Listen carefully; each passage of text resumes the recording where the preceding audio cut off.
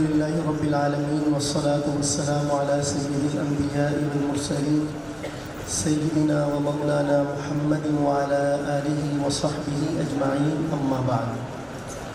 قابل صد احترام واجب التکریم حضرات علماء کرام، بزرگان دین اور محترم دوستوں، بھائیوں، بزرگوں، عزیز طلباء اور دونوں نزدیک سے تشریف لانے والے نہایت ہی محترم و مکرم ہمارے ساتھی، آپ سب کو بہت ادب اور محبت کے ساتھ السلام علیکم ورحمۃ اللہ وبرکاتہ.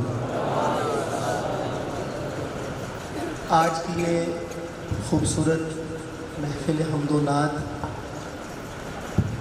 تھوڑا سا میں پس منظر اس کا آپ کی خدمت میں عرض کر دوں کہ 2018 میں سہیوال میں ایک بہت ہی بڑے پیمانے پر اللہ تعالیٰ نے حمد و نعت کی مجلس منعقد کروانے کی سہیوال والوں کو توفیق عطا فرمائی.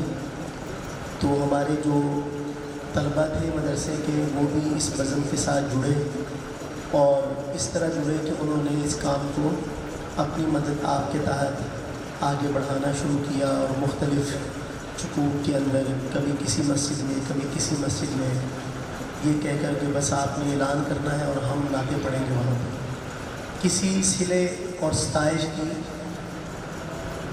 خواہش کیے بغیر خود اپنے ساتھی چلے جاتے اور وہاں جا کے 1.5-2 گھنٹے یا 3 گھنٹے کے الحمدللہ مجلس کرتے تھے اور واپس آ جاتے تھے. تو کئی سال سے یہ سلسلہ چل رہا تھا، تو میں نے اس مرتبہ ان ساتھیوں سے عرض کیا کہ آپ کوئی ایسی ہی محفل رکھیں جو آپ کی ہوگی، ہم وہاں پہ بطور مہمان شریک ہوں گے انشاءاللہ. تو اصل میں یہ ہمارے ساتھیوں کا پروگرام ہے جو مدرسے میں پڑھتے ہیں، ابھی زیر تعلیم ہیں، اور انہوں نے ماشاءاللہ اتنا زبردست انتظام کیا، ان کا بطور خاص شکریہ. اور ہمارے جو مسجد نور کے حضرات ہیں، حضرت قاری بشیر احمد صاحب دامت برکاتہ، قاری عتیق الرحمن صاحب دامت برکاتہ. اب یہ سوال آ گیا سامنے کہ پروگرام کہاں رکھا جائے، کیونکہ 4 ستمبر کو کانفرنس ہے ہمارے یہاں جامعہ الشریعہ میں. ہم نے یہ سوچا کہ 2 پروگرام قریب قریب رکھیں گے کہ دونوں ہی کہیں متاثر نہ ہوں ایک دوسرے سے، تو اس لیے بہتر ہے کہ یہ پروگرام کہیں اور رکھا جائے. تو پھر دوسرا جو نام تھا وہ ہمارے سامنے مسجد نور کا تھا. تو ان حضرات سے ہم نے عرض کیا تو انہوں نے نہ صرف یہ کہ کھلے دل سے ہمیں اجازت دی بلکہ قدم بہ قدم مدد بھی کی، جہاں پہ کوئی رکاوٹ آئی انہوں نے اپنی خدمات وسعت دل کے ساتھ پیش کی. اللہ تعالیٰ اس کا بہترین بدلہ ان کو دنیا و آخرت میں عطا فرمائے. اور ہمارے مدینہ طیبہ سے تشریف لائے ہوئے مہمان جن کا میں تذکرہ اپنے دوستوں کے ساتھ تو کرتا ہی رہتا ہوں، تو عام طور پہ علماء کہتے ہیں کہ بزرگ حضرات اور اہل نظر یہ کہتے ہیں کہ جو مدینہ منورہ میں جاتا ہے وہ دراصل سرکار دو عالم کا مہمان ہوتا ہے. تو سرکار دو عالم کی طرف سے پھر ان کی ڈیوٹی لگتی ہے کہ کون کس مہمان کو سنبھالے گا. تو ہم میں نے 2 حج کیے ہیں، 16 میں اور 19 میں. تو حاجی اصغر صاحب نے وہاں گھر لے کے رکھا ہوا تھا کرائے پر، جس کا کرایہ پاکستانی روپوں میں بنایا جائے تو کئی لاکھ بنتا ہے. آپ تو جانتے ہیں عرب ملکوں کی مہنگائی کو اور وہاں کی رہائش کو. انہوں نے ماشاءاللہ وہ وقف کیا ہوا تھا، 2-3 کمرے تھے اس کے، بھرے رہتے تھے مہمانوں سے، اور کھانا بھی حاجی صاحب ان سب کو اپنے پلے سے کھلاتے تھے اور چہرے پہ ذرا شکن بھی نہیں آتی تھی.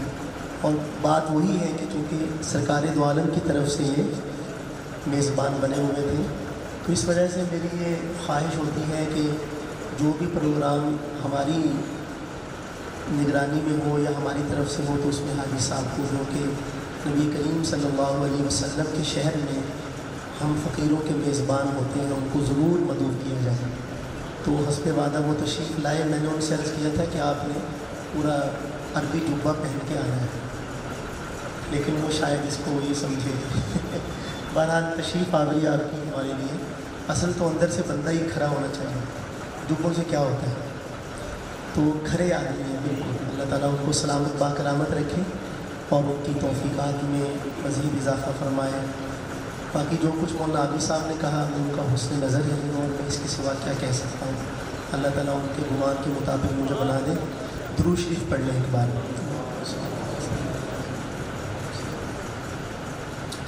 عثمان صاحب